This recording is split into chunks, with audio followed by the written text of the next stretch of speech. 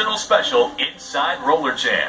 There's the double block set up, and she goes right through it. And then RollerJam premiered on TV in 1999, but the over-the-top slugfest on skates actually began almost 70 years earlier in a somewhat different format. In 1935, my father, Leo Seltzer, had the idea of putting a marathon on roller skates. The skaters skated on a bank track, 18 laps of the mile. People would come to watch this new attraction. It was the height of the Depression, so they could get in for 10 cents and spend the time there. Leo Seltzer soon decided to take his skating marathons on the road. He assumed other cities would be just as receptive as his native Chicago. But according to Keith Coppage, author of Roller Derby to RollerJam, Leo hadn't yet found the secrets of success. It was a very slow build from city to city. Sometimes they'd go in and would just bomb. They scheduled themselves for weeks at a time. If a race didn't work, they would shorten their stay. Without consistent audiences, the future of these roller skating spectacles was in jeopardy. But Seltzer soon noticed that during the competitions, spectators would cheer anytime one player accidentally slammed into another. When a reporter covering the skating marathon suggested physical contact be legalized, the roller derby was born.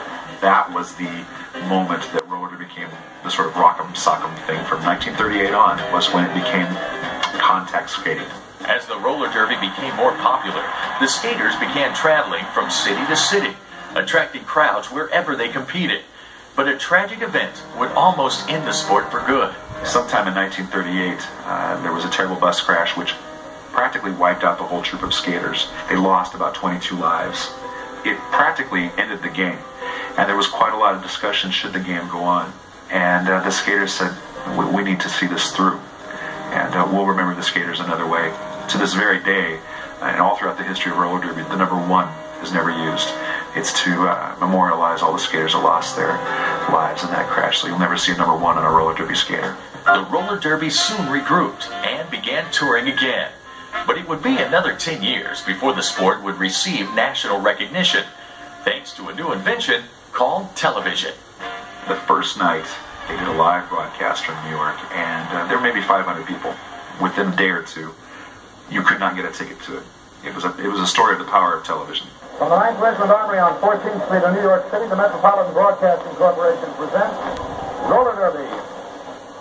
Hello there, fans. This is Eric Page, along with Ken Nidell, welcoming you to another action-packed hour of Roller Derby. It became such an overnight smash that all the networks at the time were bidding for the rights.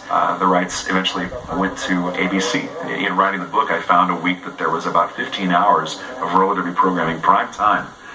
They were so dependent on it, and it was the biggest show on ABC. And there's the gun starting the second half of play. The teams continued to travel around the country, competing in both large cities and small towns. But while the crowds grew bigger and more enthusiastic, life on the road was never easy for the players. The skaters were very superstitious about traveling by bus, so actually they traveled by their own cars, and we'd give them a road map and where they're supposed to be, and they'd go from Youngstown to Pittsburgh, to Scranton to New York, and they called it kind of the endless tour. We traveled all year long.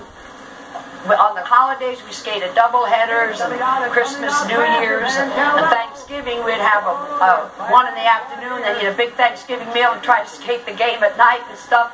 But you know, it's just what you get used to, and you have to do it. In the mid-50s, television began to come into its own.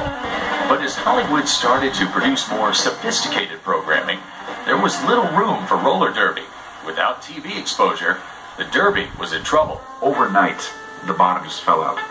They were dependent on television to get the people in to buy the tickets to go to the games. That fed the salaries. There were some very, very lean years in the 1950s. Eventually the game moved to San Francisco and Los Angeles, where it sort of eked out a modest existence for several years. Although the competitions continued, roller derby attracted little attention. But in 1958, a local TV station in San Francisco began broadcasting the games. Once again, television would be roller derby's savior. It was an immediate hit on this particular station. Live games began to be skated more regularly. It became the #1 show in a lot of rating situations. It beat out Bonanza and several other staples of 60s television. They eventually began to sell the series on film and videotape to stations around the country, at one point being on about 120 stations in virtually every market. The roller derby was back and bigger than ever. During the 1960s, skaters such as Ann Calvello, Charlie O'Connell, and Joni Weston became celebrities. Wherever the derby traveled, die-hard fans packed stadiums. Here he comes now. O'Connell moving along. Money breaks away. This is Butler from scoring. Man on the rail is back to a point by Butler. One of my favorite things or whatever is when we skated the first Madison Square Gardens. There's just something about the Gardens. It was the best crowd they ever had, over 19,000. 3 points give the Bombers the lead. Rolling Stone photographer Baron Woolman became a fan of the derby in the 60s and would eventually become the game's principal photographer. I was taught that you don't hit women. But here I go into this place. Not only can you hit women, they're getting paid to hit each other, these women. And I can't explain to this day what it is about it, but it seemed there was something in my system that responded to that. Throughout the 60s and early 70s, roller derby enjoyed its greatest success. In each city the derby visited, thousands of fans would fill sports arenas. The success was really outstanding, and we had, in September of 1972, we sold out White Sox Park in Chicago with a little over 50,000 people. The roller derby seemed unstoppable. Attendance was high and profits were up. Few would have guessed that within a year, roller derby would shut down for good.